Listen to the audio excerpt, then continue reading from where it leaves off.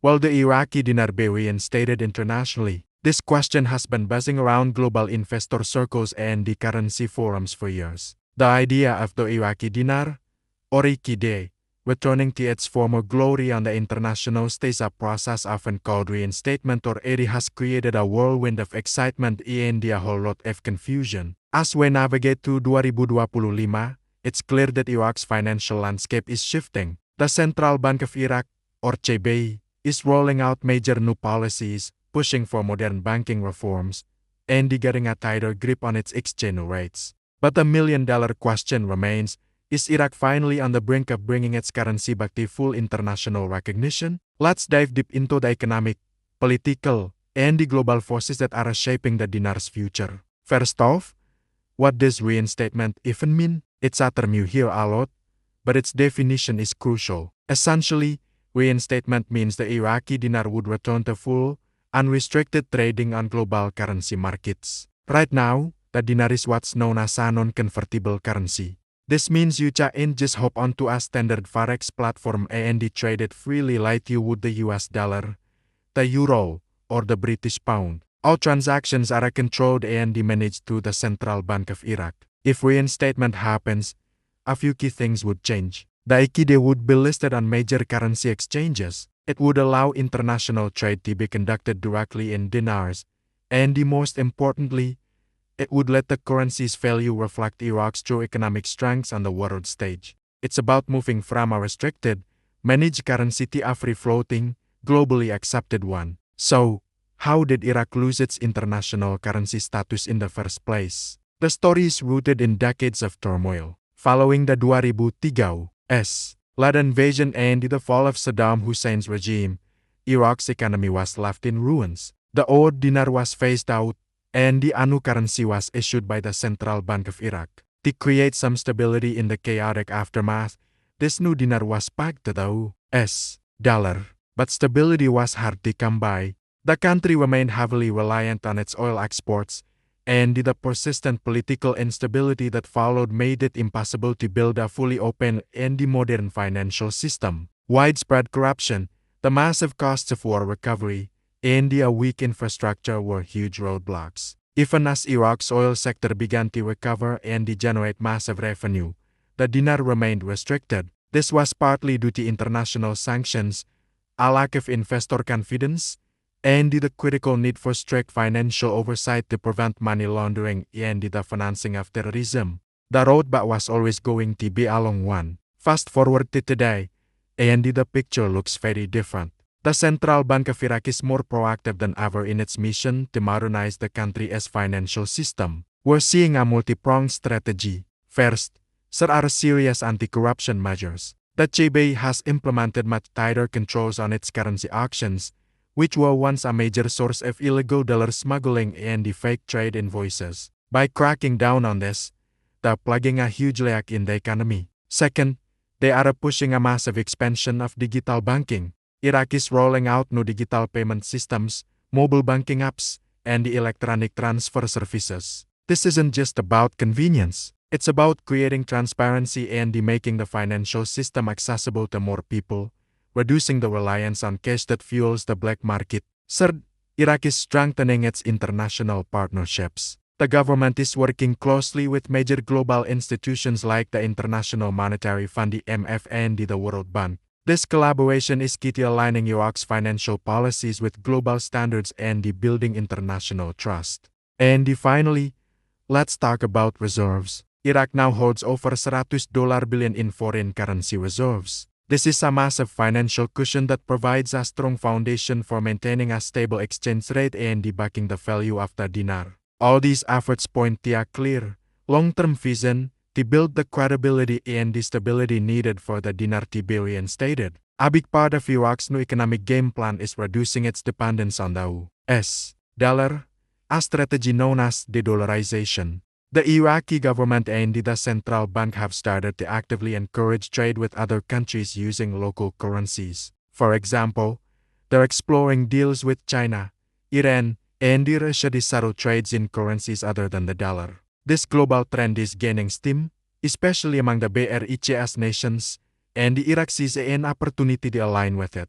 by using alternative currencies, or even its own dinar, for international trade, Iraq can strengthen its monetary sovereignty and reduce its vulnerability to U.S. financial policy. However, this is a delicate balancing act. For a true, full-scale international reinstatement, Iraq absolutely must build trust with Western banking systems. This means strict compliance with global anti-money laundering and the counter-terrorism financing standards is non-negotiable. Ultimately, the most critical piece of the puzzle for reinstating the Iraqi dinar is economic stability. You can't have a strong, internationally recognized currency without a strong, diverse economy to back it up. Right now, Iraq's economy is still overwhelmingly dependent on oil. Oil exports account for more than 90% of the government's revenue. This makes the country's finances extremely vulnerable to the volatile swings of global oil prices. To achieve long-term stability for the dinar, Iraq knows it must diversify, and they are making efforts.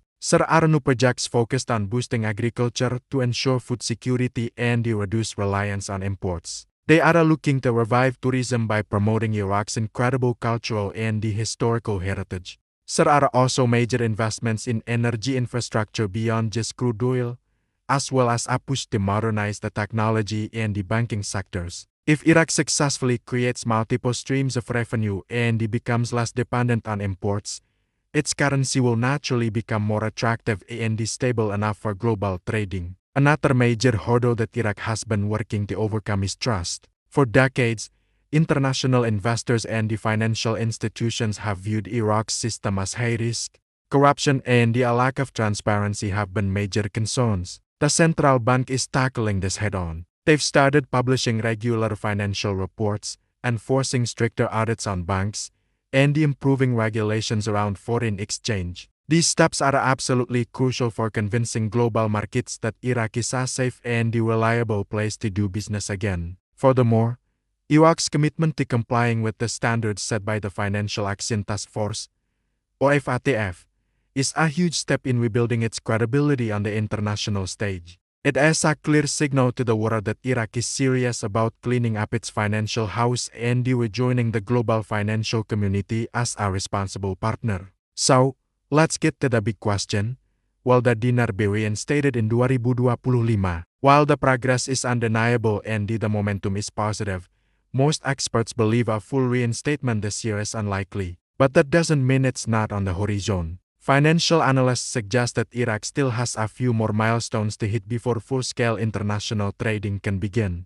These include achieving full digitization of its banking system, maintaining a stable exchange rate for a continuous period of at least 12 to 24 months, demonstrating even stronger enforcement against corruption, and finally, getting the official green light and recognition from global Forex platforms and IMF monitoring bodies. If Iraq stays on its current reformist path, a realistic timeline for reinstatement could be somewhere between 2026 and 2030, all depending on how quickly these internal reforms can be completed and how global cooperation unfolds. It's important to listen to what the experts are saying. Economists consistently emphasize that reinstatement isn't about some surprise political announcement or a sudden, dramatic revaluation of the currency overnight.